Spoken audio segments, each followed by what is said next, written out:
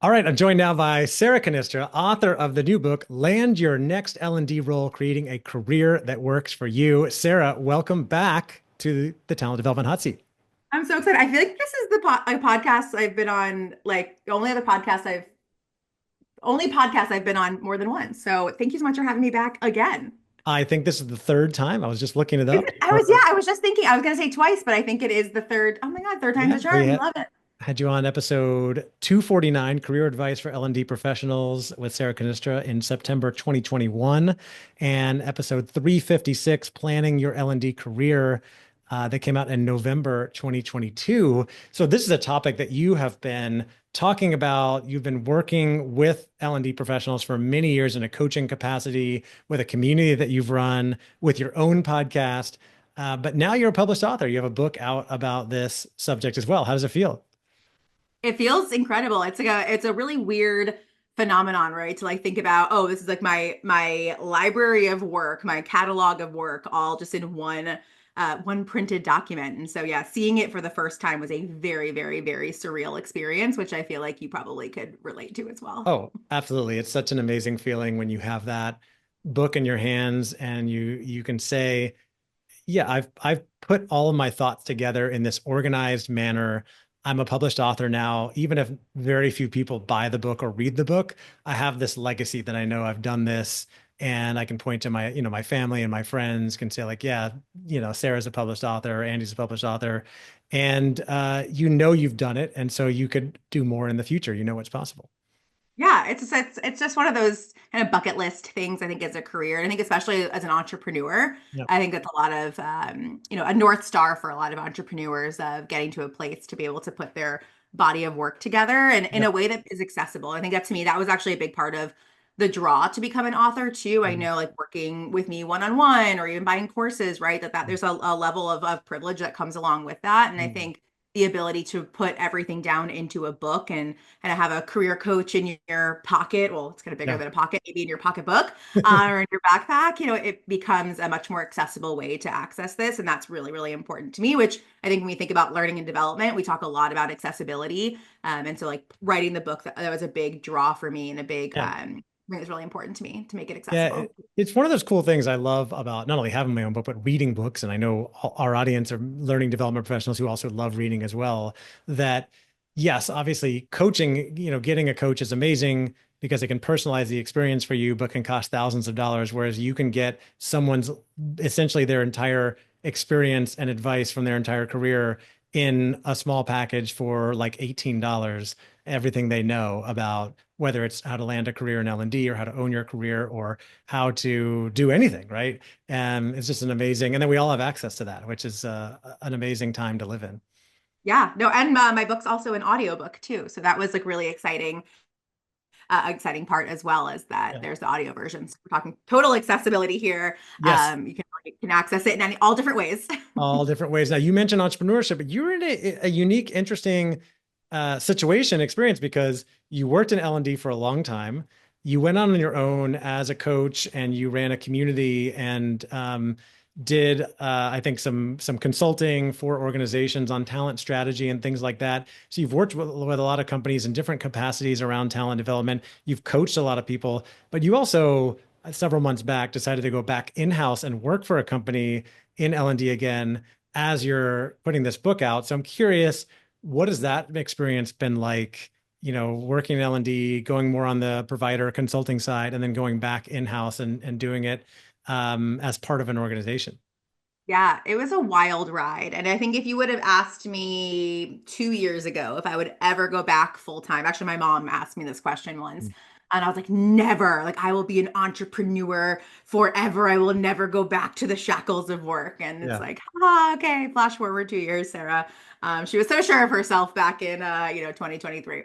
Yeah. But yeah, I mean, I've been in the learning and development space for 15 years, which is just Mm. wild to say out loud, especially since I'm only 21. So, doing the math on that. But yeah, I mean, I fell into it and fell in love with it. And I've held pretty much every single role you could imagine, right? So I was a software trainer, a corporate trainer, instructional designer, a learning manager, director of training, like anything you could imagine, I have had my hands in the learning and development space. Um, And, in 2018 through 2021, I worked for my like last full-time role company.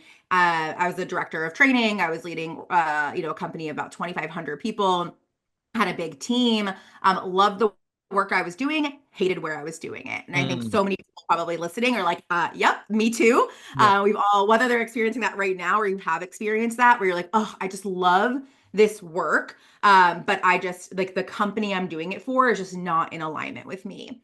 And at the time, I'd already started the overnight trainer. It kind of came to me in a journaling exercise. Really, the name the overnight trainer came up that way because I myself didn't have for many, many years formal training in the learning and development space. And so I am a creature and a product of a ton of transferable skills that I gained all throughout my early career in sales, in customer service, in early management, that I brought with me that made me successful in learning and development. And so I knew that to be successful, you didn't have to have this specialized degree or go through all of these programs, that really it was about looking at your transferable skills and saying, okay, what does that role look like for me in learning and development? And so I had done that for myself, and I was seeing that our industry was really, really rapidly growing. And so for a long time, it was just kind of this ladder, right? This career ladder where like you came in entry level, you were maybe a corporate trainer, right? And then Mhm. you became a training manager, and then you became a training director, and then you became a VP. And it was kind of just very, very a linear ladder. And what Mhm. I was noticing in 20, like it's 20, probably like I would say probably I was noticing it in 2018. I think people caught up in 2020 and 2021 Mhm. of like it really is a scaffold, and we're seeing more and more of these different types of learning and development roles that require a different type of transferable skill set, things that are a little bit more fine-tuned. We were finding that learning was sitting under different parts of the organization, not just your typical kind of HR or IT, that it was sitting in operations, or it was sitting, in sales or things like that. And so I was noticing the scaffold. And so I started to think about, well, what service could I do for for our field? And a lot of people helped me along my way. How can I help other people? And so that's where the overnight trainer was born, and where I started really helping people figure out what that next step was for them in their L&D career. I never thought I could make my own career out of that. I always thought it was just going to be a side hustle. I was like, who is going to want to hear from someone talking about something so niche? Yeah. Turns out many people wanted to hear about it. And so in early 2021, I actually left my full-time role. And, I had been thinking a lot about going like, do I go solo? I love learning and development. I love doing the actual work. But again, that alignment wasn't there for me. And so I left. I took the overnight trainer full time. It became very successful very quickly, which was awesome. And then to your point, yeah. So I mean, over the last several years, I've coached over 1,000 people, which is just, Wow. again, so wild to say out loud.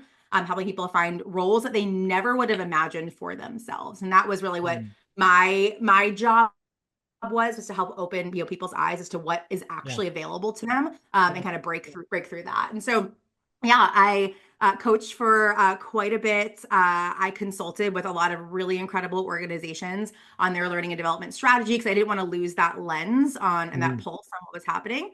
But yeah, in the end of 2023, I started to think about I started to feel something was missing. And, entrepreneurship is really hard. I feel like, Andy, we could probably have a whole podcast on that. 100%. Um, you know, and to be vulnerable for a minute, I realize that I'm a really great entrepreneur when things go really well. Mhm. Like when there's great economic times, I am such a good entrepreneur, but I am not built for the bad times. I am built for the good times.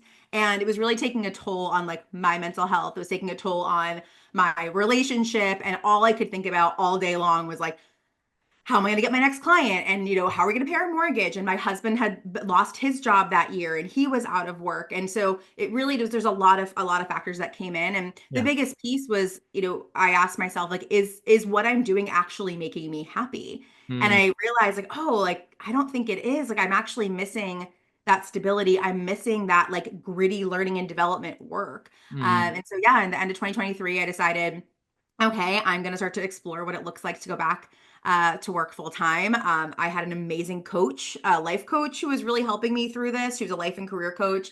Mm. Uh, just really helping me figure out my next step. And it was interesting because I'd already started writing this book, right? So Yeah. I was halfway through writing this book when I decided that I was going to try to land my next L&D Which is role. cool because then you got a chance to test your own process and put it to work, right? 100%. Yeah. So I basically, everything that is in the book, while there's stories and anecdotes about other people, every single thing that is in there, I did myself. I watched my own courses. I built my resume, and I made a lot of the mistakes that I tell people not to make too, which I think Yeah. is really, really funny, Yeah. as well. But yeah, so then, it's actually been almost a year. So, I really kicked off my search in about like late February, early March of 2024. Mhm. And by the end of June, I had landed my dream L&D role. So I lead learning and development for a tech company of 4,000 people based in SF.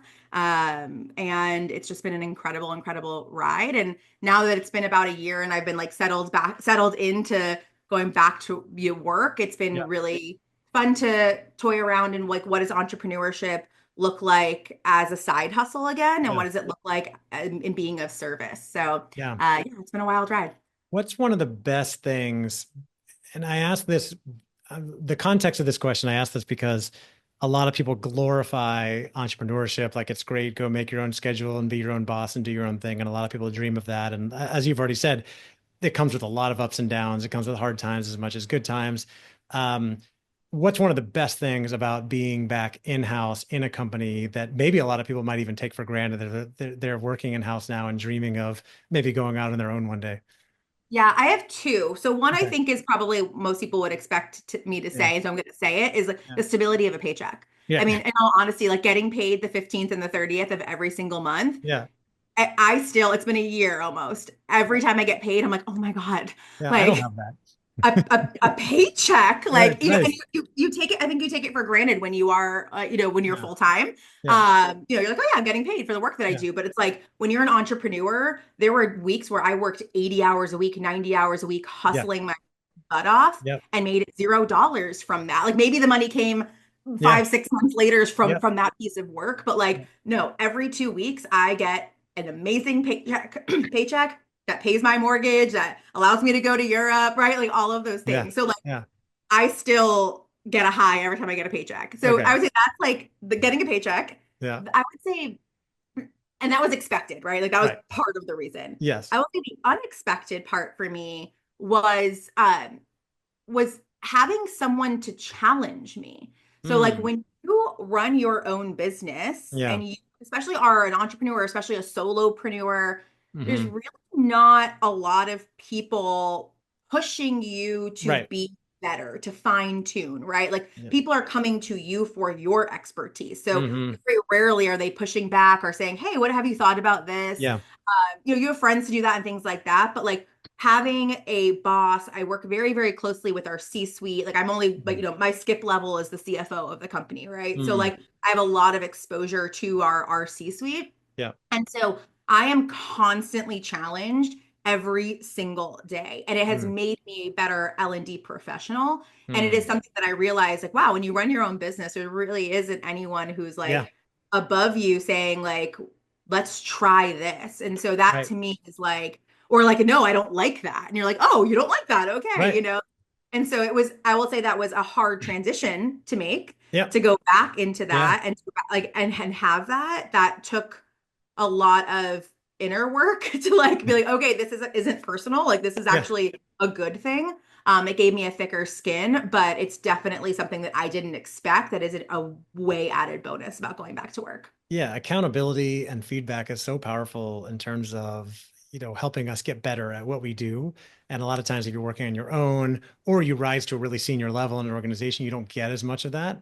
And it's not to say that we can't necessarily push ourselves, but most people don't.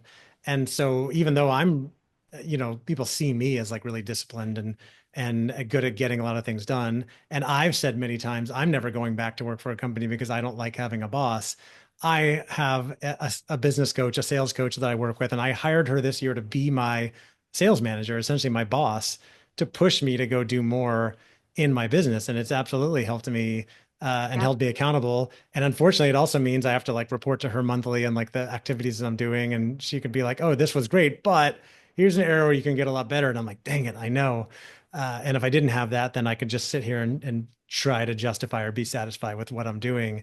And so there's great value in obviously having a boss, a mentor, someone who holds you accountable, accountability buddy, or going out and hiring a coach if you're trying to get really good at something. But this is a talent development podcast. I think we all know the value of that.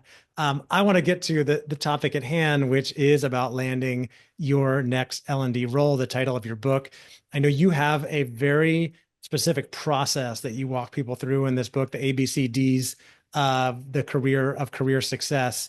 So you talk about what's that process that you follow that you recommend other people follow when they are either thinking about going out to get a different or new L&D role, or we unfortunately have a lot of people, I think, listening who are in between or out of a job right now who are trying to figure out what is that next L&D role for me because I really want to find something that's not only the paycheck, but that I really enjoy doing. Yeah, absolutely. And so, you say like a fine-tuned process, and it Yeah. is a fine-tuned process, Yeah. and there's also a lot of fluidity in it. And I Mm. think that's something that like really differentiates the work that I've done over the last several years from like other people who say like do these things step by step and you will land a job. Mhm. Maybe you'll land a job, but like for me, it's really about like the subtitle of my book is creating a career that works for you. And I truly believe like your job is the job that allows you to like your dream job allows you to live your dream life. And so that looks different for everyone. And so yes, there are the ABCDs, and that helps to simplify things. And so A is alignment, right? And like I always say, like you can actually the beauty of the book is like you could open it up to any page and start reading that page, and you don't have to follow the process. Like could you read it cover to cover? By all means, but you don't have to do that. But the one thing I always say is pretty much like the most non-negotiable of the whole book is A, which is alignment. And that it really is where you want to start. I'm sure I've talked about it on the last two podcast episodes I was on here, so I'm not going to spend a lot of time on it. But when I say alignment, it means about finding your L&D niche, and that is the intersection between your skills, your interests, and your values. And so, like understanding those three things are so incredibly important because when I talked earlier about it's no longer a ladder, that it's a scaffold of careers that exist out here, it can get very overwhelming if you do not have a North Star of your career. That does not mean picking a job title. So I will like die on that hill, bury me on that hill, plant a flag on that hill.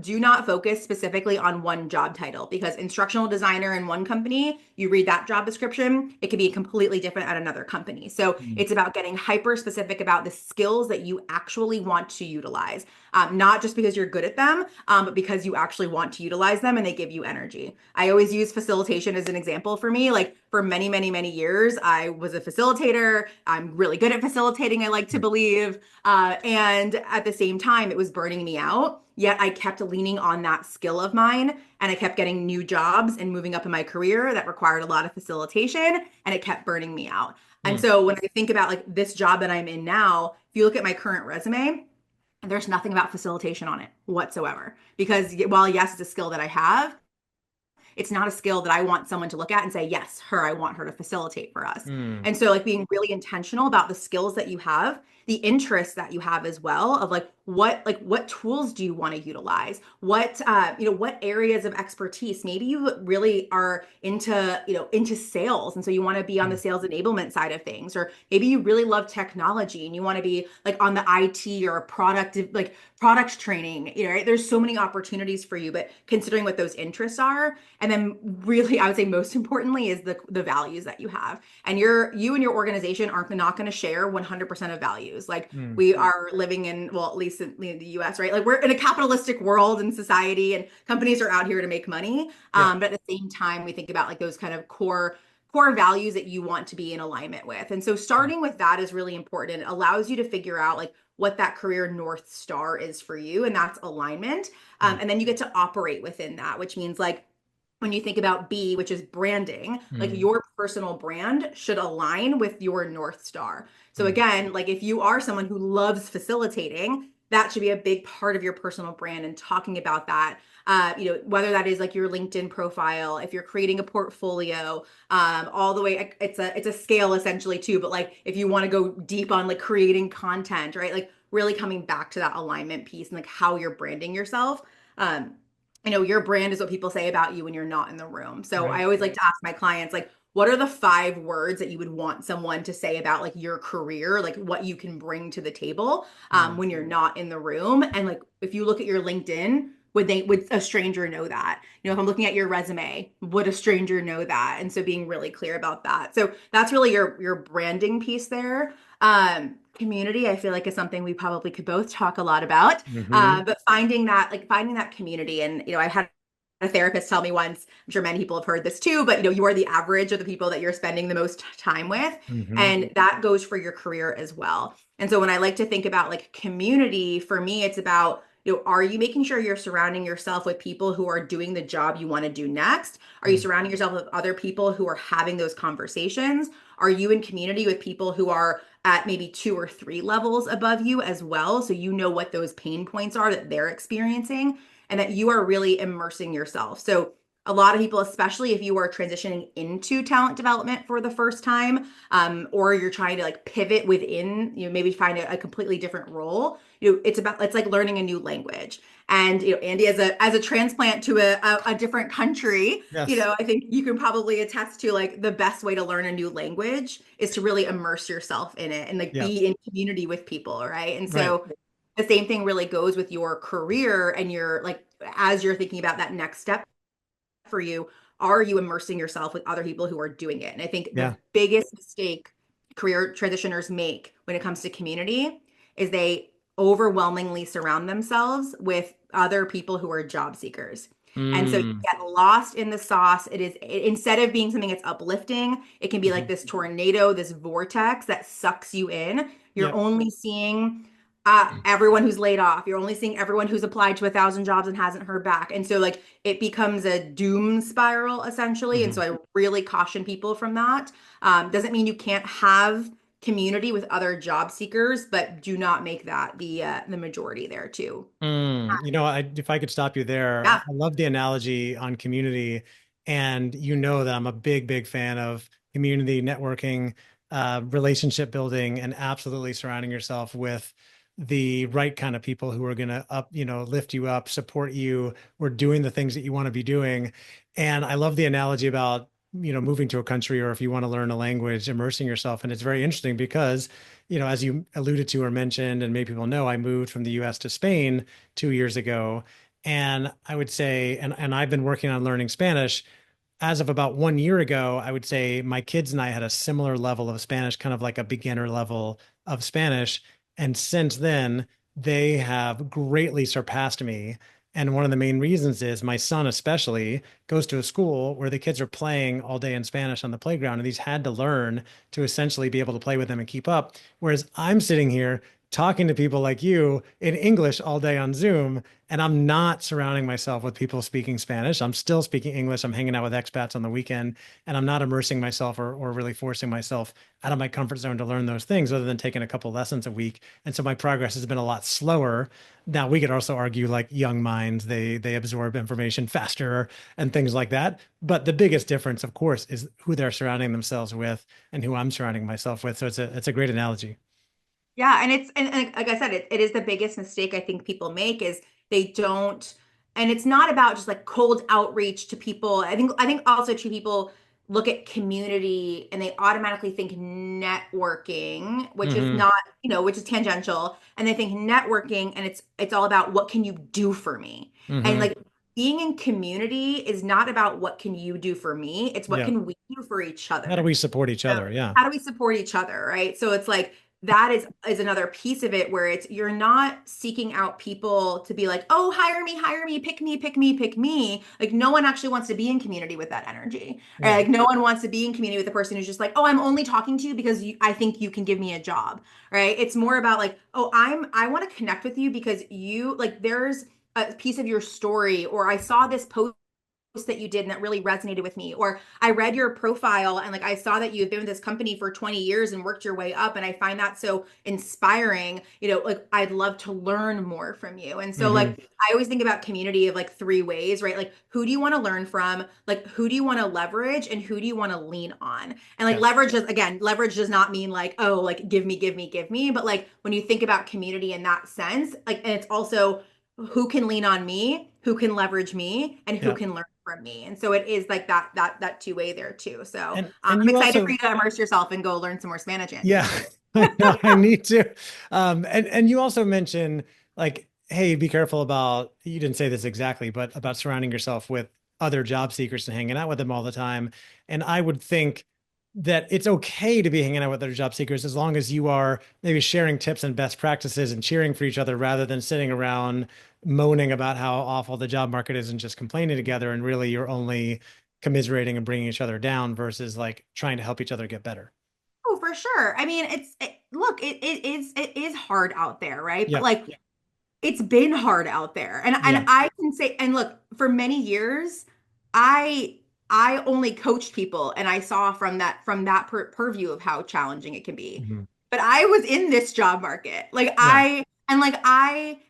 I think people might assume that like, oh, because I'm well known or have a Mhm. following or whatever, that like this was easier for me. That actually makes it way more complicated because Mm. there are a lot of companies who see a large following and think, oh, she just is just an influencer, right? So it's like there's a lot of pieces around that Yeah. as well. But like I was in this market. Like Yeah. I totally Been there. understand it. Like Yeah. I had rejection. I made it to the last round. I was ghosted, right? Like I totally understand. What you did not ever see me do was talk about how terrible the job market is. And Mm. I talk to people about this a lot where it's like, and this kind of goes into actually it's a good segue into like the final The D. letter there, which is D, which is development. And there's the professional development, right? And I'll talk about that in a second. But like the biggest piece is your personal development. And I feel like Andy, like this is like where like we aligned so much too of like I always say like finding your next role is 80% mindset, 20% Mm. strategy.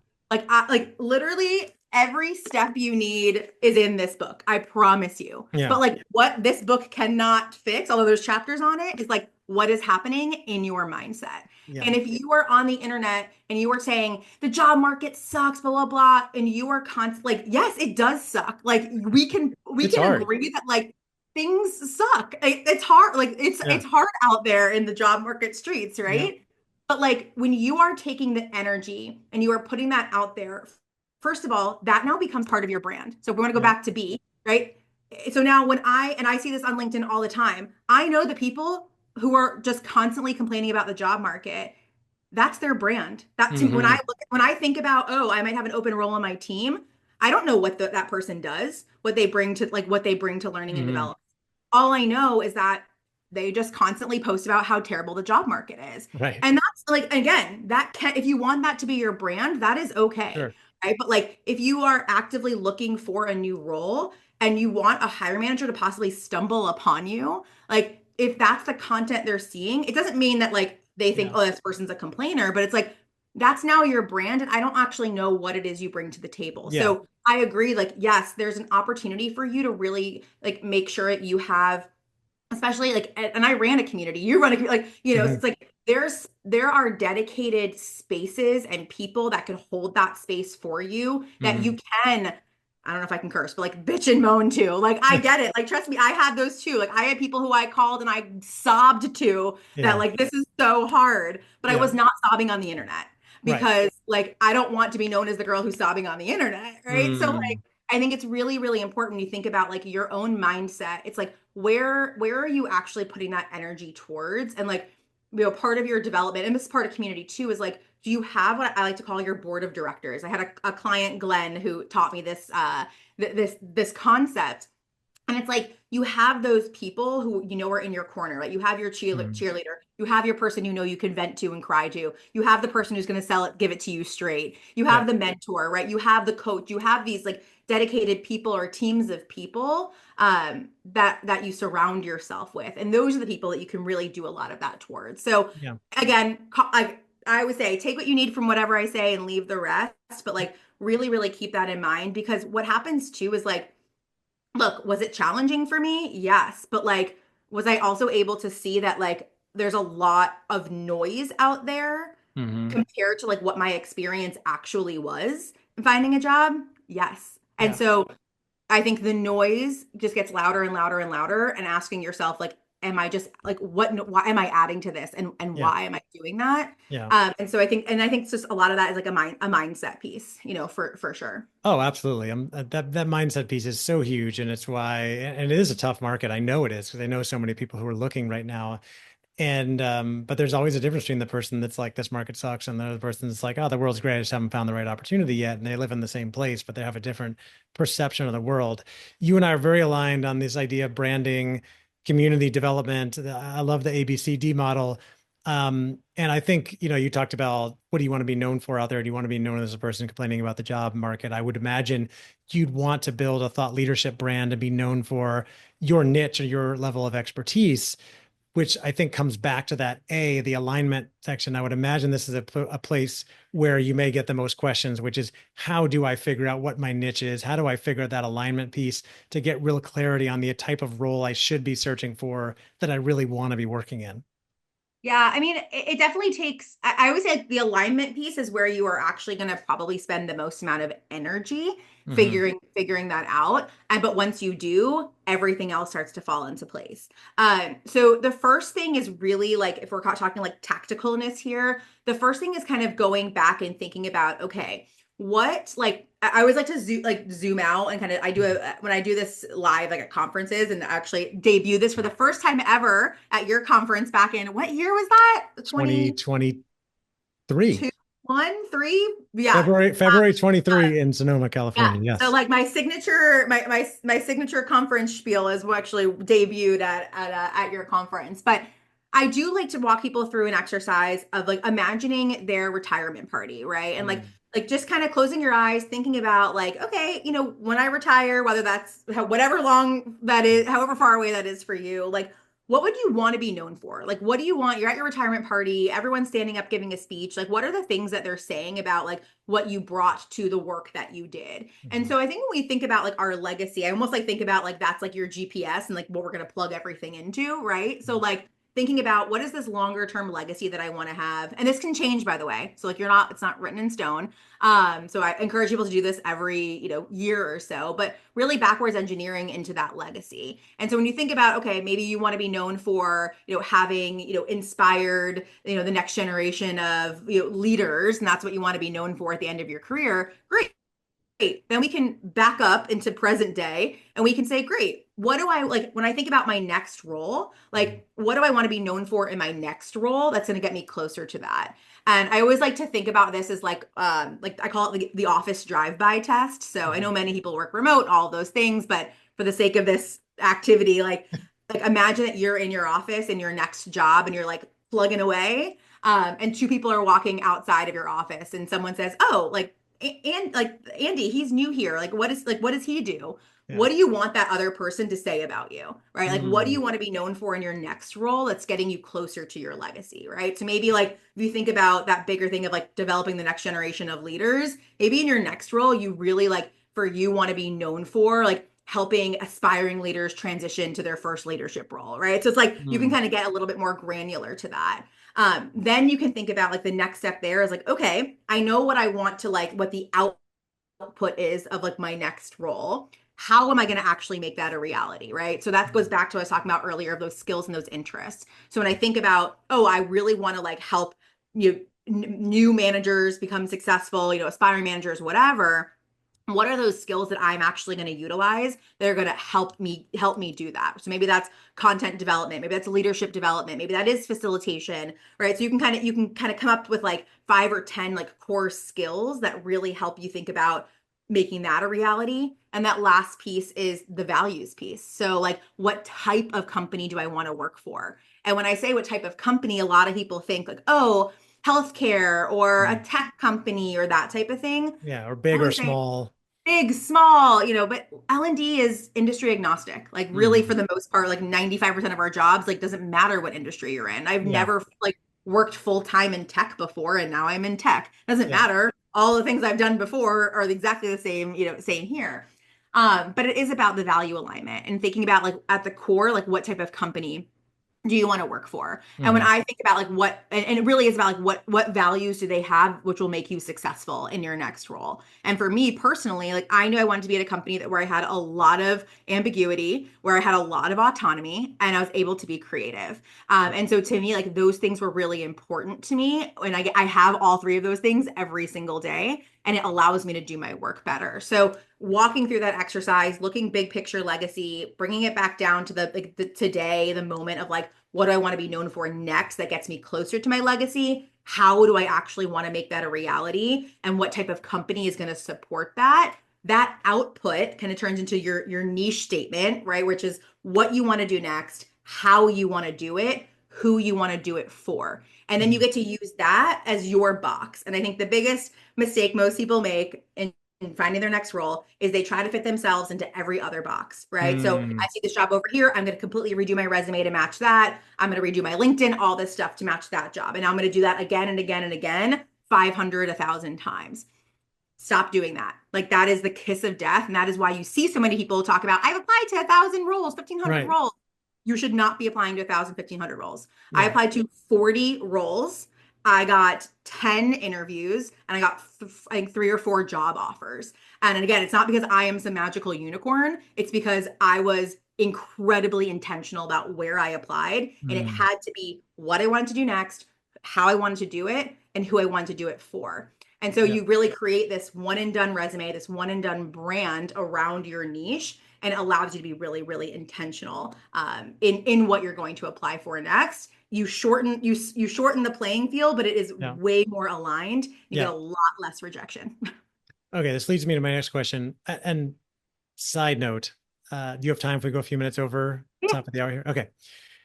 So that's really great to know, and it leads me to my next question. I would imagine job seekers in L&D or people thinking about their next L&D role falling into roughly three buckets. There's the person who has a good job in an organization that's thinking about how do I move up or into a different type role inside the organization I work for. There's the person that has a job and is unhappy with their organization or their boss or thinks that they're underpaid or that they could be doing more and is sort of casually or maybe actively looking for something outside in another company.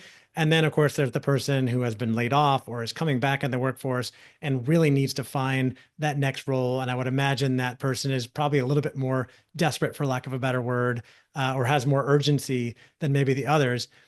Do these three types of people need to approach this framework differently, or is it roughly the same for everyone? Yeah, I mean, yes and no. So like that's the beauty. Like I was like, this is a freedom within a framework type model. Let's start with the last one because I think that's Mm. like the most like sensitive one. Mhm. So I'll preface all of this by saying that, the more intentional you can get, the faster this process actually goes. And it's Mhm. counterintuitive, right? Because I think like we think the law of averages is the more I apply to, the more chances are that I'm going to get an interview. It's like gambling, right? The more Mhm. money I put down, the more money Yeah, I might win. right.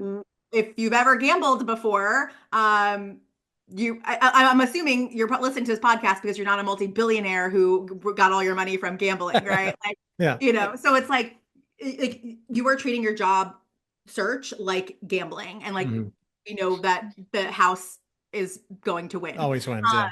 right? So like really, really, really considering that, but like so the broader answer is like yes, it is the same process. Like the more intentional you can get, the faster and the easier this process becomes, because where things get long is when you're throwing spaghetti at the wall, you're hoping something sticks, like you are getting rejection after rejection. You get into what I call the vicious application cycle, where you apply, you get rejected, so then you lower your standards or you start just like mass applying. You get even more rejections because the law of averages actually works in reverse here. Like yes, you're going to get more rejections. Then you lower your standards more, you spread even a wider net, and you get caught into this web, right? So like the answer is yes, follow all of these things. However, what I will say is that especially this last category, and you said the word desperate, and I trust me, I have worked with so many people who have like who are desperate. Like I don't think there's anything even wrong with saying that. We're like, Right. holy shit, I have to pay my You're rent, laid my off, you run mortgage, out of my money, you've got bills to pay. daycare, like Like money. yeah. Yeah.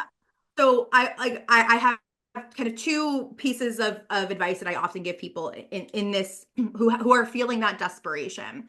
One is that like if you sometimes like if you are in that desperation place, you cannot see the forest through the trees. Mhm. And in that case, it will actually be more beneficial for you to find something, anything that will like just relieve the pressure valve a little bit. Now, again, if you're spraying and praying and like you're still gonna get caught in that cycle, right? Mhm. But that could be like I talked to someone actually at the this last conference I was at, and like that could even be something where it's like it's a short-term contract. It's Mhm. even like it's not volunteering, but like something where you're just getting, you are volunteering for us, Yeah. for a Contract small work, fee or hourly work, hourly working work, at, right? I've It talked to could people that even, took jobs at restaurants. I talked to a yes, friend from L&D who his job search was taking a long time and he was driving Uber every day to support his family while he was waiting for the right, finding the right job. yeah, yeah. So like like that to me is like if you need something to relieve like the pressure valve, by all means. The other part of that too is like that might mean that like a role does come along that maybe you sprayed and prayed for, and like it is not the right role for you, but like it is the role that is going to pay your bills.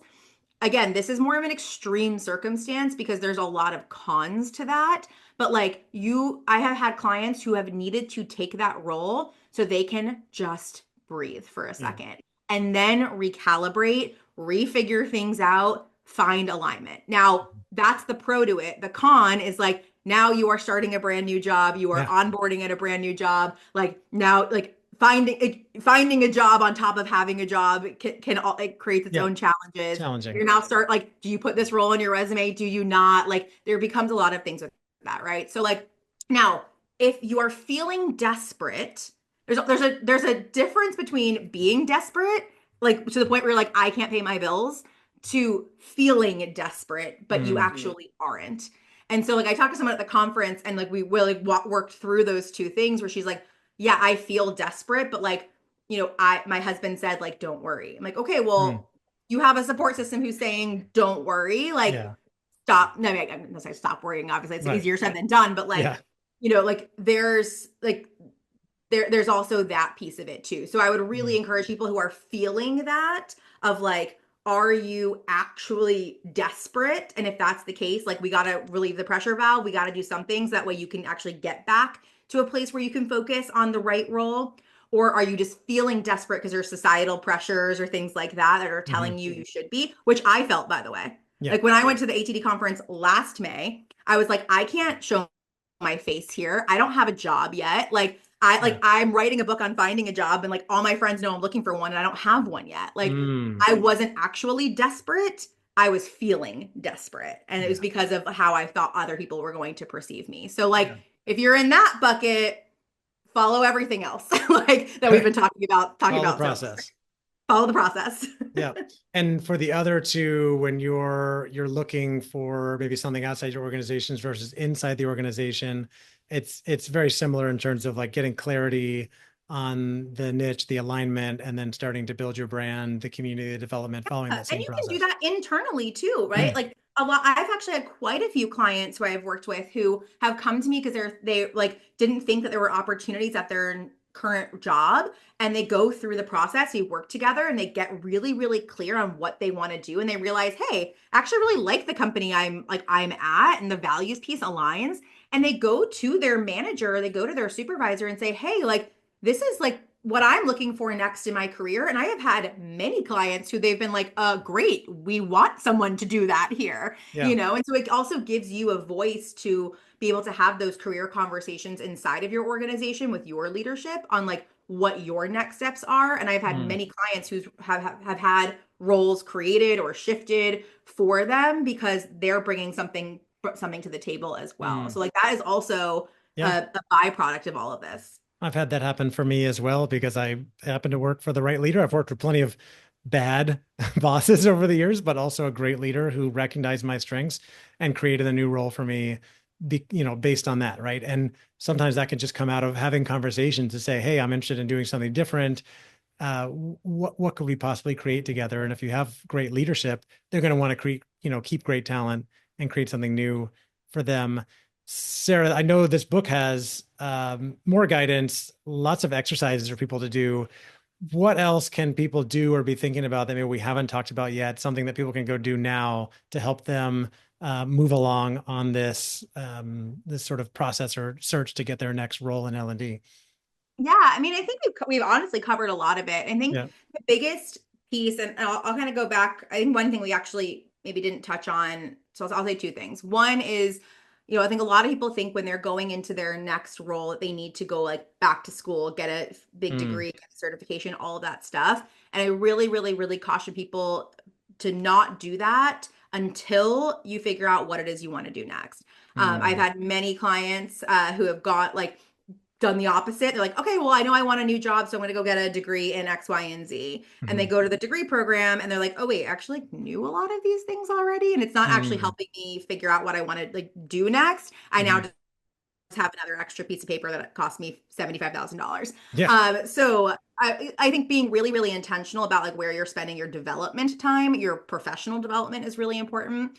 And then the big thing that I'll say, and it's kind of like the overarching theme of the book, my why behind writing the book is like really unlearning, which I know is a is not a popular thing to say in the learning world, but is unlearning the way that we've been taught to job seek.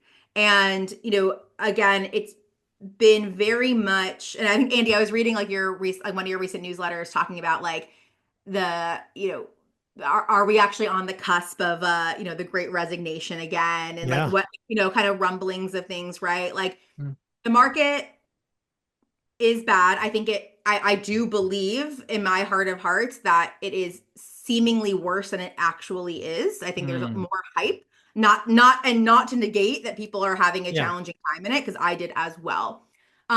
However, just like any type of market, like markets Yeah. shift. And so, really, really thinking about how do you stay in alignment? How do you stay true to what it is you want to do? Get really, really clear on that. Um, and just remember, like the biggest piece is like I know we're talking about a lot of strategies here, but there is no one size fits all strategy to transitioning to your next role. And there's a lot of noise, a lot of people who will say, I did this, so you do this. And everyone's experience, everyone's skills, everyone's interest, everyone's values is different. I have worked with, like I said, over 1,000 people. I have never once in the last 5 years seen a niche statement more than once, like in someone's niche, when what they want to do, how they want to do it, who they want to do it for. And so, like, really, really, really lean into your unique value proposition, which is that niche, and focus on that versus trying to be what everyone else, what you want everyone else to be. And like, I see people, when we talk about like resumes, for example, and everyone's like, oh, I'm tailoring my resume to that job description. Well, great. You are. And so is 1,000 other people. Mm, So now all of your resumes look exactly the same. So me, I am a hiring manager. I've been one for many, many years. Like, I don't want to reread the words that I wrote on the job description. Like, I want to actually know what your value is. I want to yeah. look at your resume and say, oh, yes, I want that person to do that for me here in their words. And so, Yeah. like, just be true to yourself, and you will find a company, a hiring manager, a recruiter who looks at your resume, your LinkedIn profile, whatever, and says, yes, that person, I want them to do that for me. A great message to end on. There are many more things that I want to ask about that we could talk about, but we're out of time. But I know that if people want to hear more of your guidance or looking for their next L&D role, you can go out and get the book today, of course, which is called Land Your Next L&D Role. Let me get it back up. Land Your Next L&D Role, Creating a Career That Works for You by Sarah Cannistra. It's available on Amazon and anywhere people want to go get books from ATD Press. Sarah, it is always so wonderful to have you on the show. I love talking with you. You are one of my favorite people in the L&D space, really overall in the I world. was gonna say, Uh, you're one of my favorite people in the world. one of my favorite people in the world. We don't talk enough. I love how much you're helping other people, even while you are working in your own in-house role. And I hope you continue to do that. And I look forward to talking with you more in the future. Absolutely. Thanks so much, Andy.